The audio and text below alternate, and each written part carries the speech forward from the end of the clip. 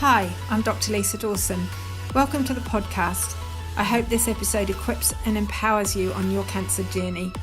This episode was recorded at our What the Cancer Wellness Workshop in November 2018.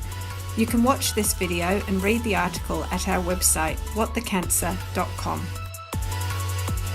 So I'd like to welcome Sophie to our What the Cancer seminar. She's going to talk to us about organic food.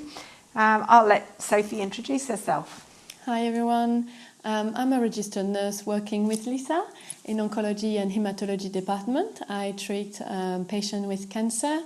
I give them chemotherapy and immunotherapy. I've been working since 2008 and in 3 different countries, in France, in the United Kingdom and in New Zealand. And you've got quite an interest in approaching cancer from a really holistic point of view, and you're particularly interested in organic food. That's right. So just tell us a little bit about why and what your interest is. I'm actually interested in organic food because one of my sons had some gut issues. So that was back in 2010. So I started to have a look into, what I was eating and just turned the packaging and had a look to ingredients, and I was like, oh, that doesn't sound good to me. So that's how it started. Yeah. So I started to do some research because I really love researching and I'm really interested in cancer. And that's how it started. Okay. I started to understand how organic food works. And I suppose organic food is what we should call just food. And nowadays food is full of chemicals and pesticides. So what are pesticides? Pesticides are fertilizer, insecticides, fungicides, herbicides, which are sprayed on our food. And there is a really growing body of evidence that occupational exposure to pesticides, there is a link with cancer. So, and these are some of the studies here that you've collected. Yeah. So hundreds of studies that have shown links between. So occupational exposure, but unfortunately there is not a lot of studies about consumption of non-organic food linked with cancer. But there has been one study, a recent study, which was French, that showed a lower risk of cancer with high consumption of organic food. Yeah. So that's a really interesting study. So data were collected from 2009 and 2016, and over 69,000 participants, French participants, and they it was clearly shown that for non-Hodgkin lymphoma, all lymphomas and breast cancer, but overall all cancers, there was a lower risk of cancer if you eat high amounts of organic food. Yeah, it's amazing. And so there was a bit of criticism around the study because there was limitations. Can you explain what that means? Yes, so the limitation were, there were mostly female, so 78% of the panel, the French panel, were female. So obviously that could, trigger some limitation to this study.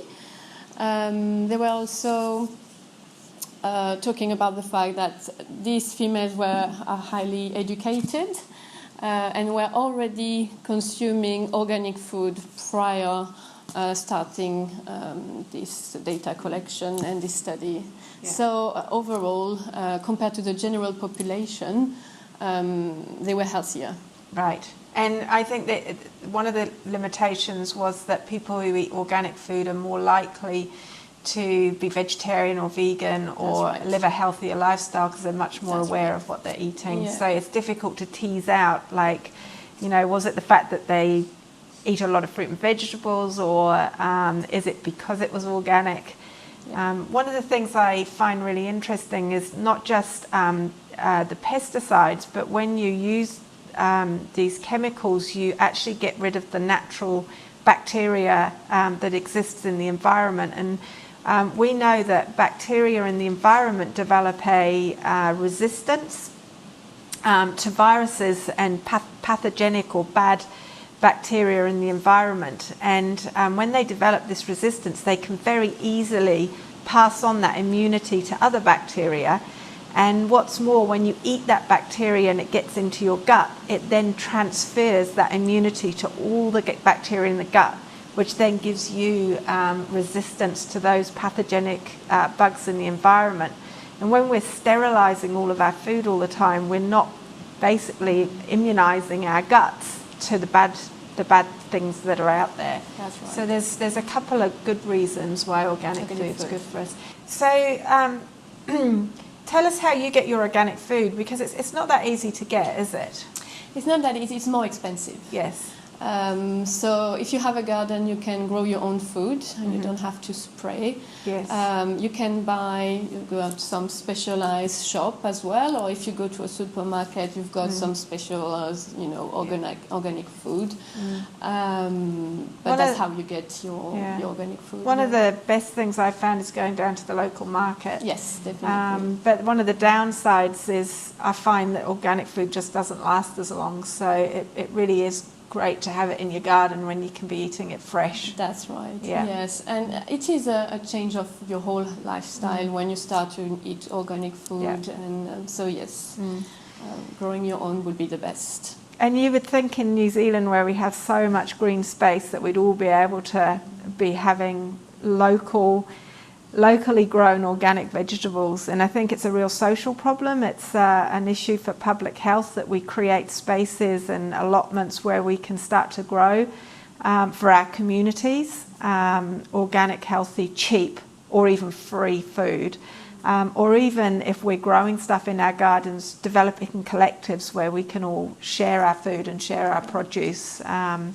And the other benefits of that is you eat locally grown, so you develop an immunity from the local bugs, and seasonal. And there's something really important about seasonal food.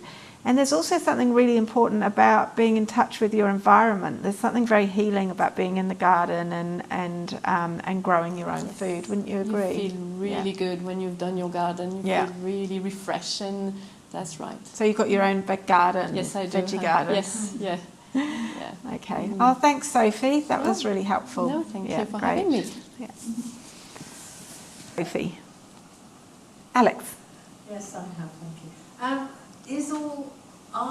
Is food that's labelled organic reliable? So when I was in the supermarkets, you see stuff quite well packaged, and it's labelled organic. Yeah. Does it have to be organic if it's labelled organic? Can you rely on it being That's a very good healthy question. food? There are companies that check if the way the organic food is produced and not used by, not using pesticides and fertilizer. There are very strict rules for this company, to check on organic food. So there have been lots of studies saying that yes, it is reliable. If you buy in your local market or supermarket, or which is labeled organic food, should be organic food. And it's actually really hard for farmers to get the organic label, and very expensive. So if you go to your own market, for example, your local market, lots of the little shop, they will say spray-free, because they can't afford to have the organic label. So it's always really good to go to your own, local market and talk to someone and say, is it spray-free? And actually, I forgot to mention that organic food is, they don't use GMOs, genetically modified organisms. It's not only about pesticides, it's about GMOs as well, which are still, we don't even know at the moment, we don't have enough studies showing that it's safe for consumer. So. Any other questions? Okay, thanks, Sophie. You're welcome.